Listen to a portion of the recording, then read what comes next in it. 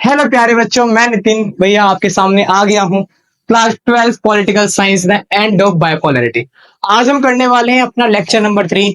जो भी बच्चों ने लेक्चर नंबर 1 और लेक्चर नंबर 2 नहीं देखा है, अभी जाकर देखें, क्योंकि हमने उसमें बहुत कुछ डिस्कस कर रखा है। क्यूबा मिसाइल क्राइसिस हो जाए, चाहे सोशलिस्ट वर्सेस कैपिटलिस्ट हो जाए, चाहे रीजंस हो जाए सारे डिसइंटीग्रेशन ऑफ सोवियत यूनियन के, हमने उसके अंदर बहुत सारी चीजें पढ़ रखी हैं। मिखाइल गोर्बाचेव का रोल देख रखा है, बोरिस येल्सिन की मूवमेंट देख रखी है, और बहुत सारी डिस्कशन हमने कर रखे हैं। जिन बच्चों ने वो 2 लेक्चर नहीं देखे हैं, पहले जाके वो लेक्चर देखें और फिर मेरे पास आए लेक्चर नंबर 3। ठीक है, तो आइए शुरू करते हैं। कंसेक्वेंस ऑफ डिसइंटीग्रेशन। आखिरकार डिसइंटीग्रेशन सोवियत यूनियन का हो गया है। उसके रीजंस बहुत सारे थे बच्चों, बहुत सारे पहलू थे, हमने डिस्कस कर लिए थे। अब समझ रहे हैं आखिरकार डिसइंटीग्रेशन होने के बाद क्या परिणाम आए। ऐसा होता है ना, जब हम एग्जाम देने जाते हैं तो हम किसका वेट करते हैं? क्या कह रहे हो? वेट ही नहीं करते, वेट करते हैं रिजल्ट का, परिणाम का, कि आखिरकार परिणाम क्या रहने वाला है। उससे पहले बच्चा कहता है मैं तो अच्छे पेपर करके आऊं, इतने मार्क्स आ जाएंगे, इतने आ जाएंगे, इतने आ जाएंगे, बट जो रिजल्ट आता है मालूम पड़ता है कि इसके मार्क्स तो काफी कम रह रहे हैं। तो इससे मालूम पड़ता है आखिरकार कॉन्सिक्वेंस कितने ज्यादा मैटर करते हैं। हम कोई भी काम लाइफ में करते हैं तो उसका परिणाम डिसाइड करता है कि हमने काम सही किया था या गलत किया था, है ना।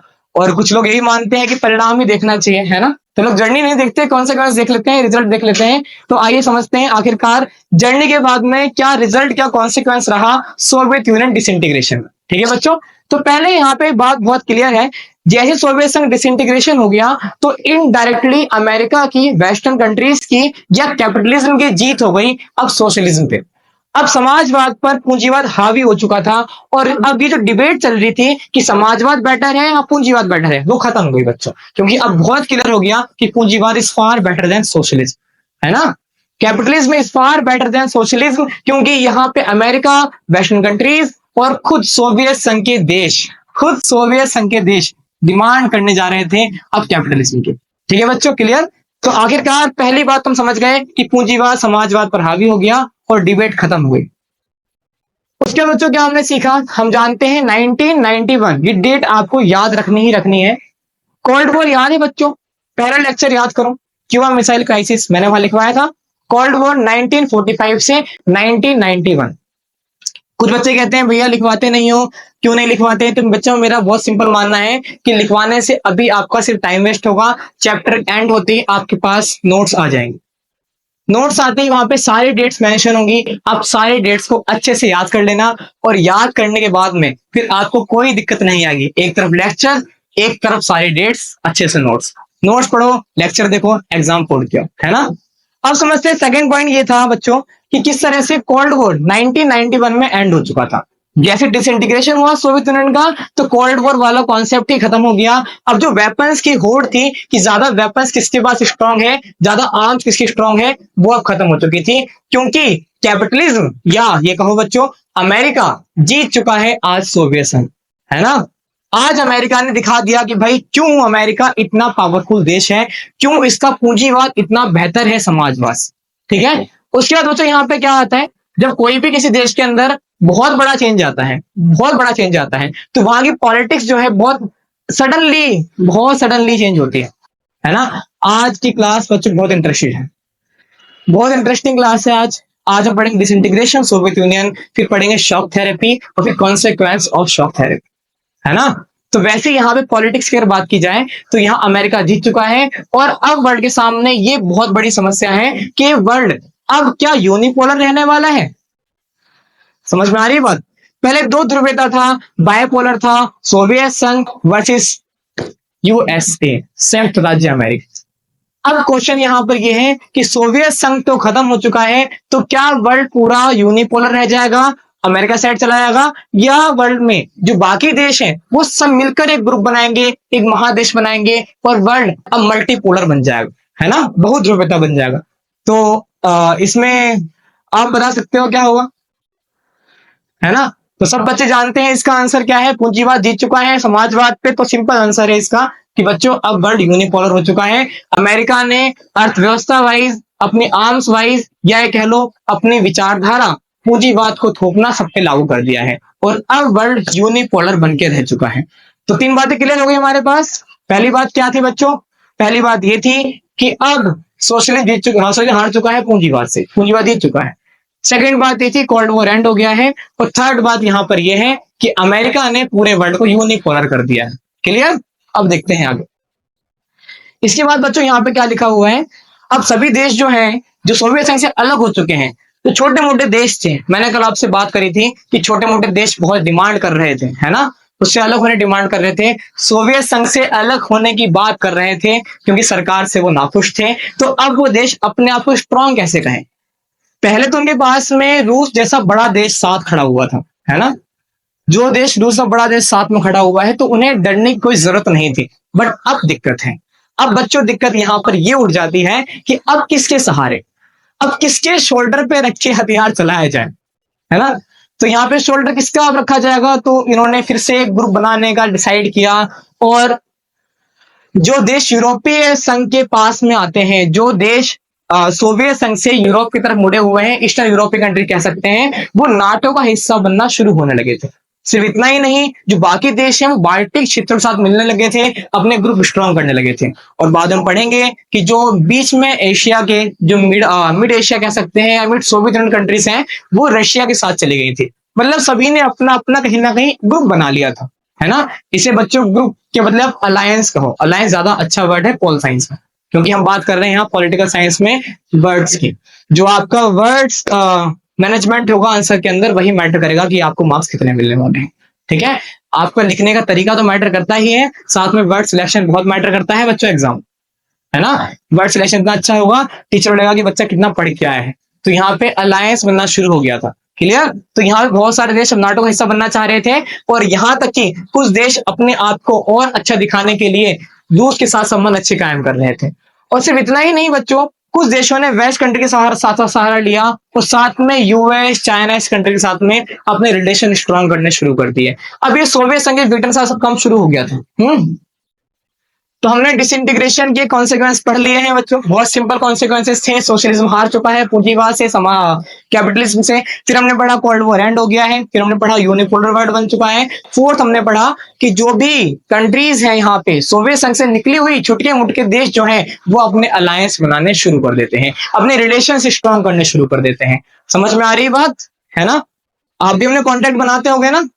पहले हम छोटी क्लास में होते हैं, हमारा एक दोस्त होता है, बड़ी क्लास में आते थे हमारे और दोस्त बढ़ते लगते हैं, फिर जो दिखा भाई राम राम, इससे मालूम पड़ता है कि कितने ज्यादा कॉन्टेक्ट्स हैं, है ना। ऐसा होता है।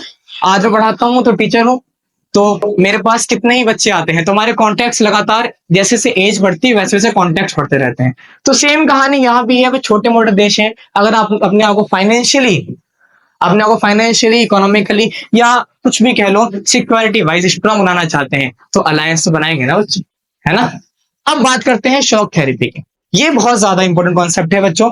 शॉक थेरेपी एग्जाम पूछेगा ही पूछेगा, 1 मार्क्स में आएगा व्हाट इज शॉक थेरेपी। अगर बहुत ज्यादा इसके चांस आने के हैं तो शॉक थेरेपी की विशेषताएं पूछ लेता है बच्चों। विशेषताएं क्या है शॉक थेरेपी की, आप पूछ लेगा परिणाम क्या है शॉक थेरेपी। आज मैं आपको ये दोनों ही क्लियर कर दूंगा कि शॉक थेरेपी क्या है, उसकी विशेषताएं क्या है, फिर हम पढ़ेंगे परिणाम भी शॉक थेरेपी। आज का लेक्चर बच्चों बड़ा होने वाला है, बट बहुत इंटरेस्टिंग लेक्चर है, ये आप मिस नहीं कर सकते, और एग्जाम के पर्पज से काफी इंपॉर्टेंट भी है ना। तो अब यहाँ पे सबसे पहले तो एक क्वेश्चन है, ये क्वेश्चन में हम डिस्कस करते हैं। देखो ध्यान से, यहाँ लिखा है, आई हर्ड समवन से the end of the Soviet union does not mean the end of socialism, is that possible. ये क्वेश्चन है कि सोवियत संघ का तो एंड हो चुका है, उसके विघटन तो हो चुके हैं, तो क्या सोशलिज्म का भी खात्मा हो गया है? क्या सोवियत संघ के खत्म होते के साथ ही जो विचारधारा है सोवियत संघ की, समाजवाद, वो भी खत्म हो चुकी है? आपसे मेरा सवाल, क्या समाजवाद सोवियत संघ के खत्म होते के साथ ही खत्म हो गया था, या आज भी कहीं ना कहीं लोग कम्युनिस्ट को, कहीं ना कहीं समाजवाद को फॉलो किया जाता है? तो मेरा बहुत सिंपल आंसर है, किसी के मर जाने से बच्चों विचारधारा ही नहीं बदला करती, विचारधारा ही नहीं मर जाती। अगर आज मैं इस दुनिया में हूं, कल इस दुनिया में ना रहूं, तो मेरे विचार इस दुनिया में जरूर रहेंगे, है ना। तो वैसे ही सोवियत संघ की अगर बात की जाए, उसकी विचारधारा आज भी फॉलो की जाती है।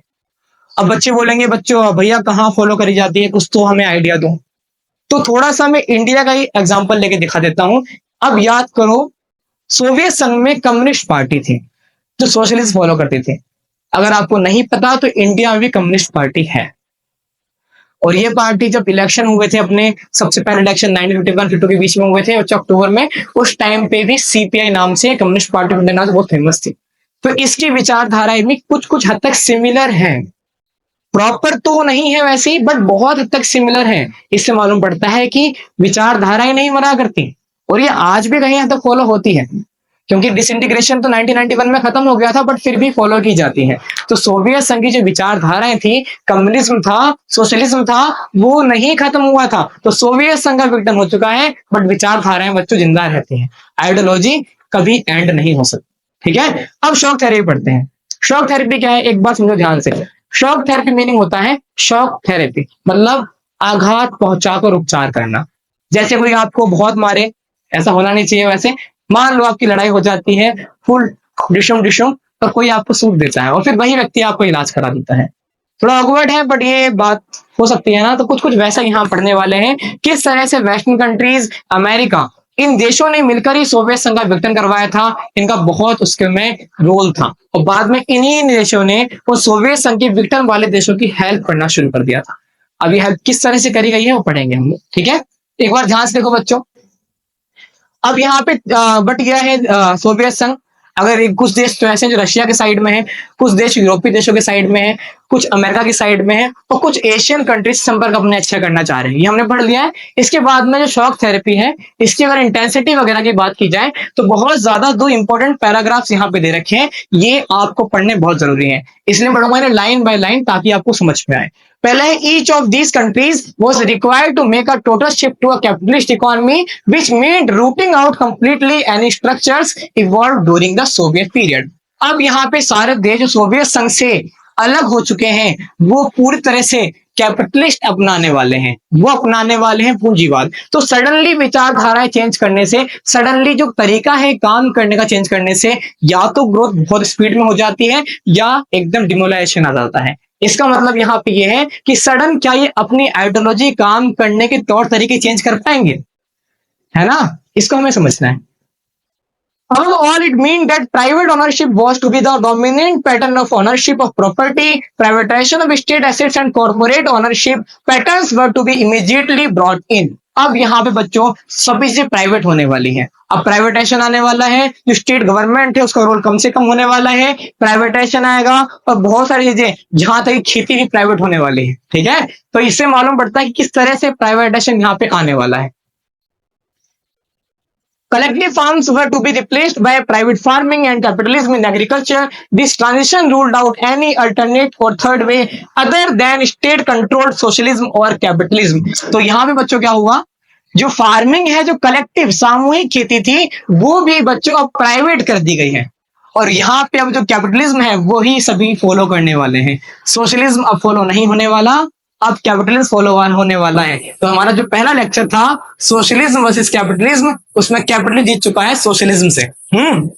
इसके बाद देखो बच्चों, ये वाला पैराग्राफ भी बहुत इंपॉर्टेंट है।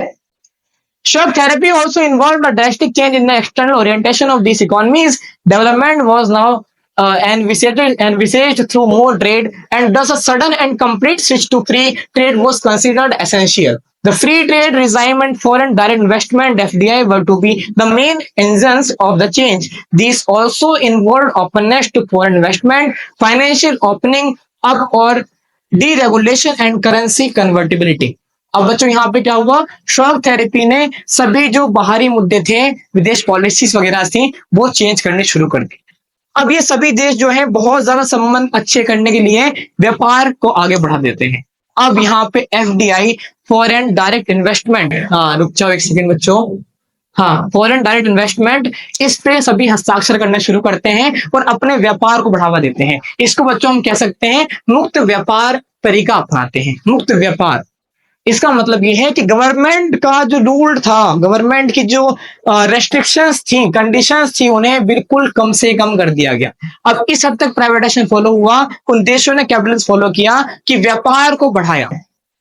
अब बच्चे व्यापार को बढ़ाना कहीं से भी गलत साबित नहीं होता है, व्यापार को बढ़ाना बहुत जरूरी है प्रॉफिट करने के लिए। बट यहाँ पे एक दिक्कत है, वो दिक्कत ये है कि व्यापार बढ़ाया जा रहा है तो किन कंडीशन से बढ़ाया जा रहा है, कंडीशंस बहुत मैटर करती हैं। है ना। आप लाइफ में कोई काम करते हो, आप लाइफ में किसी कॉलेज में एडमिशन लोगे अभी 12th के बाद जाके, तो कंडीशंस बहुत मैटर करती हैं कि आपके घर से कॉलेज कितना दूर पे है, आपको वहां पे कहाँ रहना पड़ेगा, क्या आप हॉस्टल लोगे या घर से ट्रेवल करके जाओगे, या उसकी फैसिलिटीज कैसी हैं, वहाँ फैकल्टीज कैसी हैं, या कॉलेज में जो आपके उससे मेन बात है प्लेसमेंट, वो लगती भी है या नहीं लगती है ना। तो वही बात यहाँ पर आती है। एफडीआई की बात कर लेते हैं। अब यहाँ पे व्यापार होना शुरू हो चुका है, मुक्त व्यापार क्षेत्र बन चुके हैं। क्या समझ में आ रहा है आपको? बच्चों, मुझे कमेंट करते रहा करो समझ में जहां पे ना आए। जहां समझ में नहीं आएगा वहां मैं आपको प्रॉपर फिर से समझा सकता हूं, ठीक है। अब यहाँ पे क्या हुआ, तो बच्चों जो अब सोवियत संघ के देश हैं जो उससे अलग हो चुके हैं, वो यूरोपीय देश से मिलना चाहते हैं, वो अमेरिका के साथ में संबंध अच्छे करना चाहते हैं। इसका फायदा अमेरिका और वेस्टर्न कंट्री उठाना चाहती हैं। कैसे उठाएंगे देखो ध्यान से। अब यहाँ हमारे पास में दो दो मेजर संस्थाएं हैं जो हम पढ़ेंगे चैप्टर नंबर 4 यूएनओ, जहां हम बात करेंगे दो मेजर संस्थाओं के बारे में। पहला है वर्ल्ड बैंक, दूसरा है आईएमएफ। इनका सहारा लिया गया उन देशों को लोन देने के लिए। ये आपको मालूम होगा, अगर किसी देश को लोन वगैरह चाहिए रहता है तो वो आईएमएफ से या वर्ल्ड बैंक से लेना शुरू करते हैं। समझ में आ रही बात? हमारा पड़ोसी देश भिखमंगा पाकिस्तान हमेशा हाथ फैलाता है आईएमएफ वर्ल्ड बैंक के साथ, है ना। अभी जो इंसिडेंट हुआ था इंडिया का, वहां भी पहुंच गया था पाकिस्तान पैसे मांगने के लिए और उसको दिए गए थे अमेरिका के द्वारा आईएमएफ से, है ना। तो ठीक है, तो यहां बात आती है आईएमएफ वर्ल्ड बैंक ने पहले तो एक तरह से अमेरिका ने उनका वेतन करवा दिया और बाद में इनसे ही पैसे दिला के उनकी सारी रिक्वायरमेंट पूरी करनी शुरू कर दी। तो क्या आखिरकार शॉक थेरेपी ने कुछ बेनिफिट दिया? क्या सोवियत संघ के सारे देश जो है वो उतने खुश रह पाए? क्या सोवियत संघ की जो हालत थी, व्यवस्था थी, चरमरा गई क्या? तो ये समझेंगे अगला topic, consequences of shock therapy. तो बच्चों पहले बताओ मुझे, आपको शॉक थेरेपी समझ में आया? सिंपल इसका मीनिंग है चोट पहुंचाकर उपचार कर देना, आघात पहुंचाकर उपचार कर देना। आघात पहुंचाया गया, सोवियत संघ की व्यवस्था को तोड़ा गया, कैपिटल थोपा गया, प्राइवेटाइजेशन आया, कलेक्टिव फार्म्स को प्राइवेट फार्म्स कर दिया गया, जो इंडस्ट्रियल इलाके थे, इंडस्ट्रियल सेक्टर्स थे, वो सबको प्राइवेट कंपनी के हाथों में दे दिया गया। तो स्टेट का जो ओनरशिप था, रूल्स रेगुलेशन था, रेस्ट्रिक्शंस थी, वो बच्चों बहुत कम कर दी गई। तो आखिरकार आपको शॉक थेरेपी समझ में आया। उसके बाद में आईएमएफ वर्ल्ड बैंक ने हेल्प करनी शुरू करी और अमेरिका ने अपना इन्फ्लुएंस दिखाया, जिसके बाद में सोवियत संघ के जो देश थे उन्होंने रिलेशन अच्छे करे अमेरिका से, वेस्टर्न कंट्रीज से, और कुछ हद तक अलग हो गए रूस से। हाँ, कुछ देशों ने रूस का संबंध बनाने अच्छे रखे, कायम रखे, ताकि उनके पास एक शोल्डर मिल जाए वेपन रखने के लिए। बात समझ में आ रही है? तो ये हमने शॉक थेरेपी पढ़ ली है, बहुत ज्यादा इंपॉर्टेंट कॉन्सेप्ट है आपके एग्जाम पर्पस, है ना। अब पढ़ें कॉन्सिक्वेंस ऑफ शॉक थेरेपी। आखिरकार कॉन्सिक्वेंस क्या रहे शॉक थेरेपी के? शॉक थेरेपी ने क्या सब कुछ काम सही करके दिया या नहीं करके दिया है, जानेंगे अब, ठीक है। तो शॉक थेरेपी की बात की जाए तो 1991 से 2000 तक का समय, जब सोवियत संघ का विघटन हो चुका है, तो क्या अब सोवियत संघ बिल्कुल ढंग से काम करने वाला है? तो इसका आंसर है नहीं। बच्चों शॉक थेरेपी का अगर सिंगल लाइन में डिस्क्राइब करूं मैं, तो उसके कॉन्सिक्वेंस बिल्कुल नेगेटिव रहे थे, बहुत ज्यादा नेगेटिव रहे थे, हर तरह से। चाहे पॉलिटिकली बात की जाए, चाहे इकोनॉमिकली बात की जाए, या बात की जाए लोगों की एस्पिरेशंस की, है ना। क्योंकि हम पहले पढ़ चुके हैं, लोगों की एस्पिरेशंस की वजह से ही, लोगों की आकांक्षाओं की वजह से ही सोवियत संघ का विघटन हो पाया। तो क्या वो उन आकांक्षाओं को ऊपर रखा गया? क्या गरीब अमीर का डिस्टेंस खत्म कर दिया गया? क्या जो पॉलिटिकली वीकनेस थी, जो वहां मोनार्की कम्युनिज्म फॉलो हो रहा था, क्या वो खत्म हो पाया? यही तो क्वेश्चन थे ना, यही तो हम क्वेश्चन पढ़ रहे थे। हाँ, रशिया को डोमिनेंट साइड पर रख दिया जाए तो भाई क्वेश्चन सारे के सारे यही हैं। तो क्या ये सभी पे काम हो पाया कैपिटलिज्म के आने से? ये हम पढ़ रहे हैं शॉक थेरेपी में, कॉन्सिक्वेंस में। क्या ऐसा हो पाया? तो बच्चों इसका आंसर है सिंपल नहीं, ऐसा बिल्कुल नहीं हो पाया। आज समाजवाद हार तो गया है पूंजीवाद से, तरीका बदल चुका है देश चलाने का, तौर तरीके सब चेंज हो चुके हैं, बट जो लोगों की आकांक्षाएं हैं वो जहां थी वहीं टिकी हैं, ठीक है। जो गरीब अमीर का डिस्टेंस था, जो मोनार्की सिस्टम आ रखा था, जो बच्चों पहले जहां था वो वही है। हाँ, बस दिक्कत, हाँ थोड़ा सा चेंज यहाँ पे हो गया कि पहले सिंगल पार्टी रूल कर रही थी, अब देश बढ़ चुके हैं तो वहां पे जो जो पार्टी है वो रूल कर रही है। तो है तो लगभग लोगों के लिए तो सेम ही है ना। जब यहाँ पे लीडर्स हैं उनके लिए बात कर सकते हैं कि हाँ उनके लिए अच्छा हो गया, बट लोगों के एस्पिरेशंस की बात की जाए वहां पे तो सिर्फ नेगेटिव इंपैक्ट देखने को मिलता है। तो यहाँ पे थोड़ा पढ़ लेते हैं इसके बारे में। सबसे पहले अहम बात यह है कि 90% जो इंडस्ट्रीज थी खुद रशिया की, उन्हें बेचना शुरू कर दिया गया। अब वो प्राइवेट कंपनीज के हाथ में जाने शुरू हो गए। 90% बच्चों, 90% जो स्टेट के अंडर आ रही थी पहले कंपनीज, अब वो प्राइवेट कंपनी के हाथ में सौंप दी गई। और अब ये कंपनी जो है उन्हें औने पौने दाम में खरीदना शुरू करती हैं, बहुत सस्ते दाम में खरीदना शुरू करती हैं। बच्चों इसे बोला जाता है गराज सेल। सबसे बड़ी गराज सेल माना जाता है इसे, क्योंकि रशिया की 90% इंडस्ट्रीज, इतना फलता फूलता देश जो पिन से कार तक का प्रोडक्शन कर सकता है बिना इंपोर्ट के, जिस देश में तेल की बात की जाए कम्युनिकेशन की बात की जाए, ट्रांसपोर्ट की बात की जाए, आर्म्स की, सब में इतना फलता फूलता देश, उसकी 90% इंडस्ट्रीज अगर औने पौने दाम पे बेच दी जाती हैं प्राइवेट कंपनीज को, तो ये सबसे बड़ी गराज सेल बोला जाता है। अब आपसे कोई पूछे ना कि बच्चों गराज सेल सब्सिडी कौन सी हुई थी, तो आप सिंपल बोलोगे रूस में 90% इंडस्ट्रीज 1990s के दशक में बेच दी गई थी बहुत सस्ती कीमतों पर, उसको बोलते हैं गराज सेल। अब जानते हैं कि इतना आसान था खरीदना क्या? देखो हाँ, लोगों के पास में अधिकार पत्र दिए गए थे। अब ये अधिकार पत्र क्या थे कि एक तरह से लीगल राइट कंपनी खरीदने या बेचने का।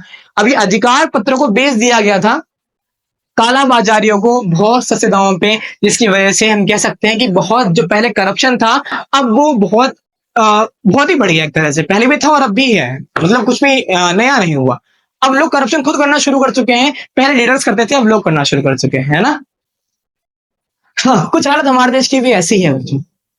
अगर आप पॉलिटिकल साइंस को बहुत अच्छे समझेंगे, समझ पाएंगे पॉलिटिक्स को, तो आज जो लोगों की राय होती है पॉलिटिक्स को लेकर वो कितनी नेगेटिव होती है।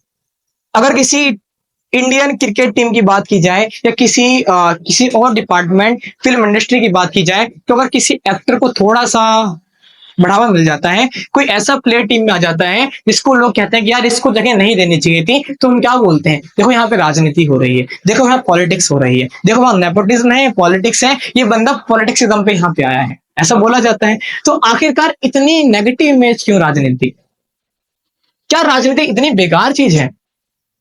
तो उसका सबसे पहला पहलू बच्चों करप्शन है, भ्रष्टाचार है। जो भ्रष्टाचार यहाँ पे इतनी ज्यादा ताकत में बैठा हुआ है, पहले लीडर्स कर रहे थे अब यहाँ लोग कर रहे हैं। ऐसी हालत हमारी है, हमारे देश में लीडर्स भी करते हैं और लोग तो करते भी हैं, लोग भी करते हैं, बट हमें लगता है कि हम तो नहीं करते, बट कहीं ना कहीं हमारा हाथ भी उन भ्रष्टाचारियों में ही आता है ना बच्चों। अब तुम बोलोगे भैया हम तो नहीं करते, हम तो नहीं करते। तुम्हारे जैसे बच्चे जो कॉलेज में एडमिशन ले रहे हैं वही पेपर लीक होने के बाद में उन्हें खरीदना शुरू करते हैं, ये भी बच्चों करप्शन के अंदर ही आता है। अगर आप कोई काम कराने गए अपना गवर्नमेंट एजेंसी में, वहां अपने 500,000 रुपए देकर अपना काम पहले करा रहे बिना लाइन में लगे, वो भी करप्शन के अंदर ही आता है। ठीक है, तो ये सब करप्शन ही होता है, बट हम नहीं समझ पाते क्योंकि हमें तो जल्दी जल्दी में काम चाहिए रहता है। अब कोई बोलेगा कि भैया आप भी ऐसा करते होगे, तो आते हैं 100 ऐसा करते। ठीक है, तो गराज सेल हो चुकी है, the largest garage sale industries बिक चुकी हैं, काला बाजारियों ने अधिकार पत्र खरीद लिए हैं। उससे होता क्या है, उससे जो रशिया की करेंसी है रूबल, उसमें गिरावट आ जाती है। इकोनॉमी जो पहले स्टैग्नेंट थी वो गिर जाती है। पहले रशिया की इकोनॉमी, सोवियत संघ की इकोनॉमी रुकी हुई थी, गतिरोध थी, वो नीचे गिर गई है।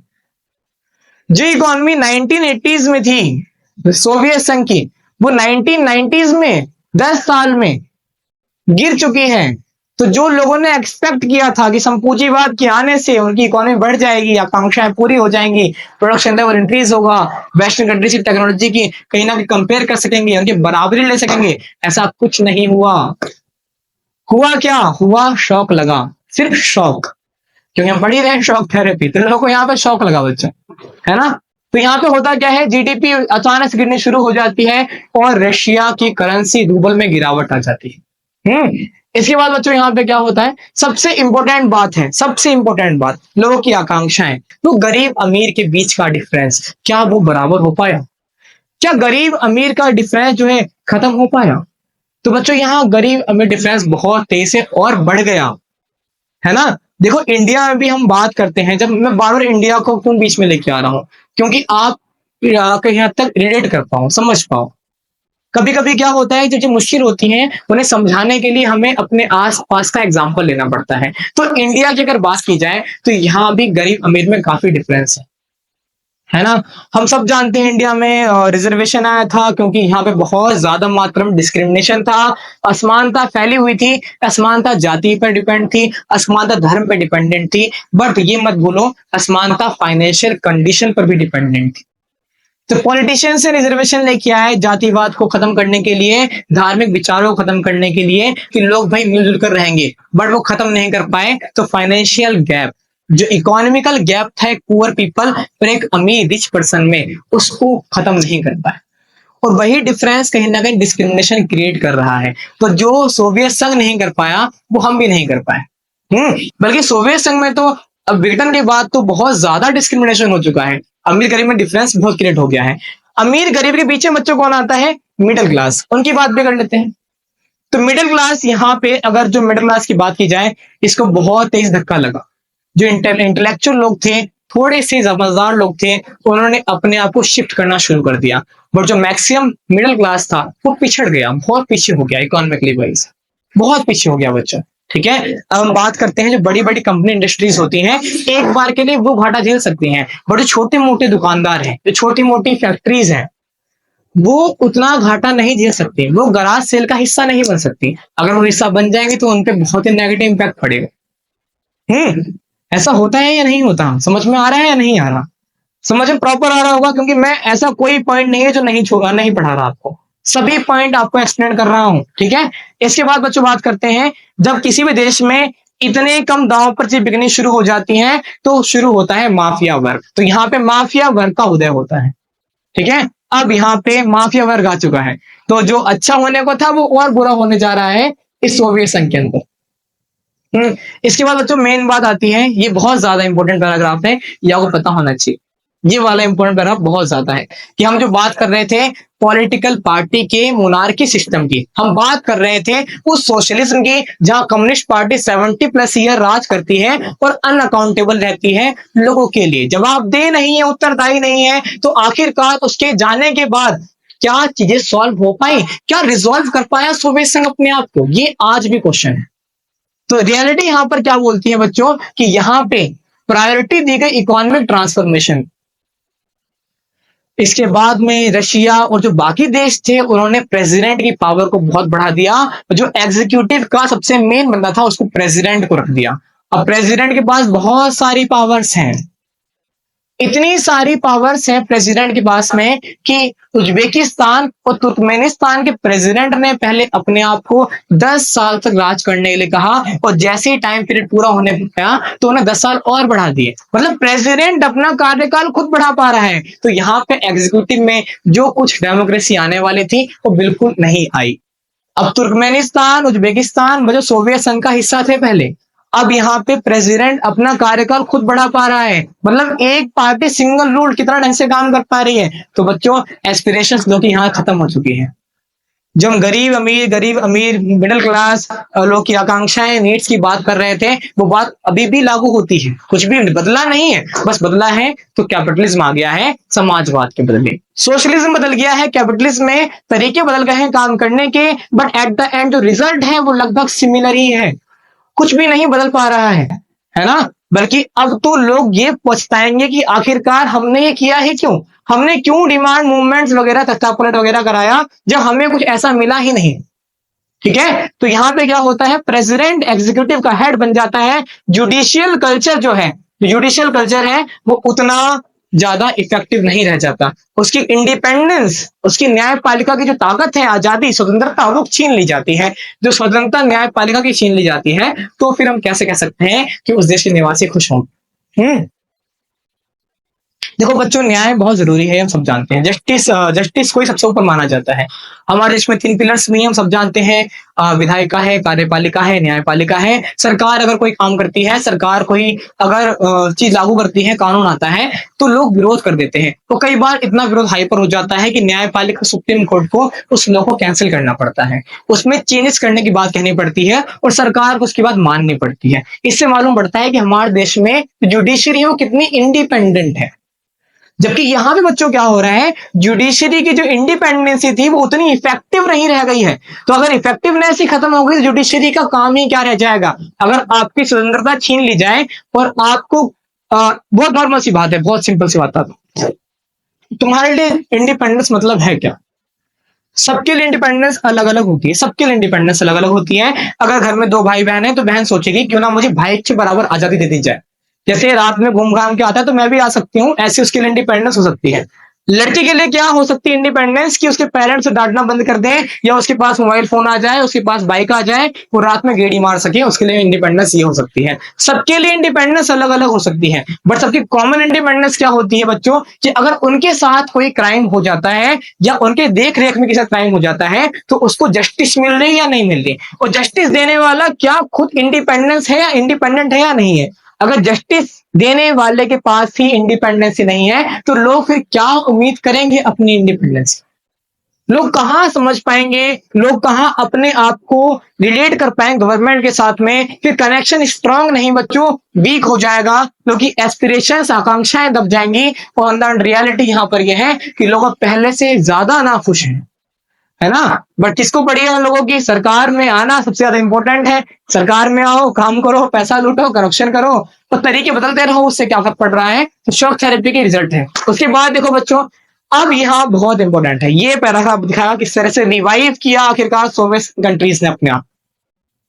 1980 1990 इकोनॉमी डाउन हो चुकी है, सन 2000 के आसपास फिर से रिवाइव करना शुरू करा, और यहाँ पे जो रशिया है, जो बाकी देश हैं, कजाकिस्तान वगैरह है, इनमें तेल बहुत है बच्चों, पेट्रोलियम बहुत ज्यादा है, जिसका ये बाहर व्यापार करते हैं, एक्सपोर्ट करते हैं, और यही रीजन है इनकी इकोनॉमी ग्रो करने का। और बहुत सारे रीजन भी हैं, कि गैस की पाइपलाइन वगैरह निकालते हैं। एक बार यहाँ देखो बच्चों, इनके पास नेचुरल रिसोर्सेस हैं, लाइक नेचुरल गैस है, मिनरल्स है, ठीक है। Azerbaijan, Kazakhstan, Russia, Turkmenistan, Uzbekistan, ये मेजर ऑयल और गैस के प्रोड्यूसर हैं।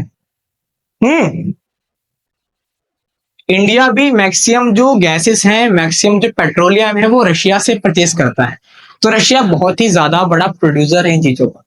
वैसे बाकी देश भी हैं, कजाकिस्तान है, तुर्कमेनिस्तान है, अजरबैजान है, उज्बेकिस्तान, आपको याद करने पड़ेंगे। अब बच्चे बोलेंगे भैया बाकी देशों का क्या? 15 देश थे ना, बाकी देश सबके पास रिसोर्स अलग अलग है, बट कुछ कंट्रीज ऐसी भी हैं जिनसे होकर पाइपलाइन गुजरती है, तो उन्हें उसका रेंट मिलता रहता है। अगर प्रोड्यूसर नहीं है तो क्या हो गया, उसे रेंट मिल रहा है। समझ में आ रही है बात? तो जिन कंट्री से पाइपलाइन गुजर रही है वहां उन्हें रेंट मिल जाता है। क्या आपको समझ में आया? बताओ। आज हमने क्या क्या सीखा? आज हमने सीखा consequence of disintegration of Soviet union, फिर हमने सीखा what is the meaning of shock therapy, shock therapy किस तरह से अप्लाई की गई, उसकी विशेषताएं क्या थी, कैरेक्टरिस्टिक्स क्या थे, फिर हमने सीखा कॉन्सिक्वेंसेस ऑफ शॉक थेरेपी। तो बच्चों आज का लेक्चर बहुत ज्यादा इंपॉर्टेंट है आपके एग्जाम पर्पस के लिए। अगर आपको एग्जाम में 100 मार्क्स छोड़ने हैं तो इस लेक्चर को पूरा 0.5 या 7.5x पे देख लेना, आपको प्रॉपर एक टॉपिक समझ में आएगा, लाइन बाय लाइन एनसीईआरटी, क्योंकि आपके नितिन भैया गोल है NCERT on your finger tips. तो मिलते हैं नेक्स्ट लेक्चर में, और नेक्स्ट लेक्चर में हम ट्राई करेंगे कि पूरा चैप्टर खत्म कर दिया जाए, और हम नेक्स्ट लेक्चर में जो सीखेंगे आपको बताऊंगा किस तरह से यहाँ पे जो कंट्रीज में आपस में विवाद हुआ, इंडिया की रिलेशन क्या है इन कंट्रीज साथ में आज के डेट में, ये हम सब सीखेंगे।